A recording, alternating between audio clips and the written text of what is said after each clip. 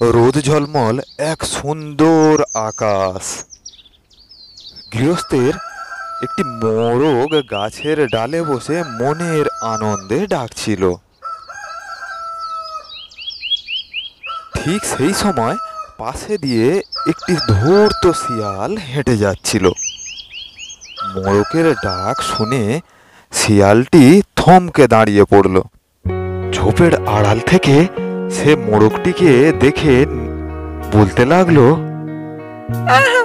মোরগের মাংস আমি অনেক দিন হলো খাইনি।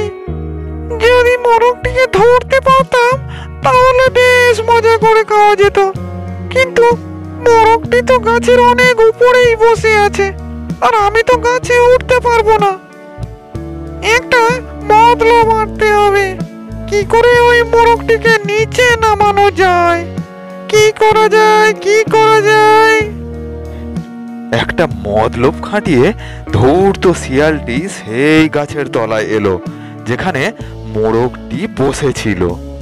গাছের তলায় এসে ধূর্ত শিয়াল মোরগকে উদ্দেশ্য করে বলল, ওহে বন্ধু, আমাদের জঙ্গলে একটি নতুন নিয়ম চালু হয়েছে। কেউ কাউকে আর অকারণে হত্যা করবে না। নিষ্ঠুরভাবে কেউ কাউকে আর মেরে খাবে না। আমি এই সংবাদটা তোমাকেই দিতে এলাম। তাহলে এসো বন্ধু, নিচে চলে এসো, আমরা দুজনে একটু কোলাকুলি করে নি। ধূর্ত শিয়ালের এই কথায় মোরগ কোনো উত্তর দিল না। সে গাছের ডালেই চুপচাপ বসে রইল। মোরগটি কোনো জবাব না দিয়ে গাছের ডালে বসে আছে দেখে শিয়ালটি আবার তাকে উদ্দেশ্য করে বলল, হ্যালো বন্ধু, তুমি যে চুপচাপ বসে আছো বড়, এসো নিচে চলে এসো। তোমার আর কোনো ভয় নেই, আমি তোমাকে ধরে খাবো না। তুমি নিচে চলে এসো, দুজনে একটু কোলাকুলি করে নি। এইবারেও মোরগটি কোনো জবাব না দিয়ে একেবারে চুপচাপ বসে রইল। মোরগটি চুপচাপ দেখে শিয়াল আবার তাকে বলতে লাগলো, বন্ধু এসো, নিচে চলে এসো, তোমার কোনো ভয় নেই। আমার কথা বিশ্বাস হচ্ছে না বুঝি? চলে এসো। ধূর্ত শিয়ালের কথায় এইবারে মোরগটি জবাব দিল। সে চেঁচিয়ে বলল,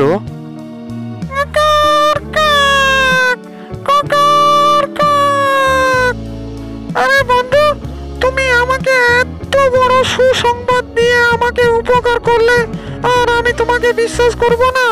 তা হয় কখনো? আমি গাছের ডালা থেকে দেখতে পাচ্ছি গ্রামের দিক থেকে কয়েকটা শিকারী কুকুর ছুটে আসছে এদিকে তোমার সাথে কোলাকুলি করবার জন্য। ওরা বোধহয় আগে এই সুসংবাদটি পেয়ে গেছে। তাহলে তুমি আগে ওদের সাথে একটু কোলাকুলি করে নাও, ততক্ষণ আমি উপর থেকে নিচে নামছি।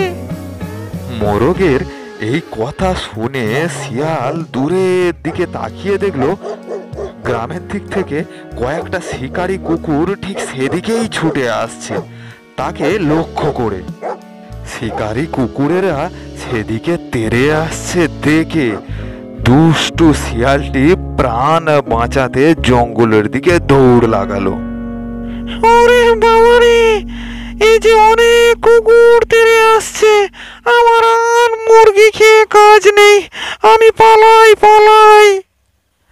এরপরে মোরগটি আবার মনের আনন্দে গান করতে লাগলো।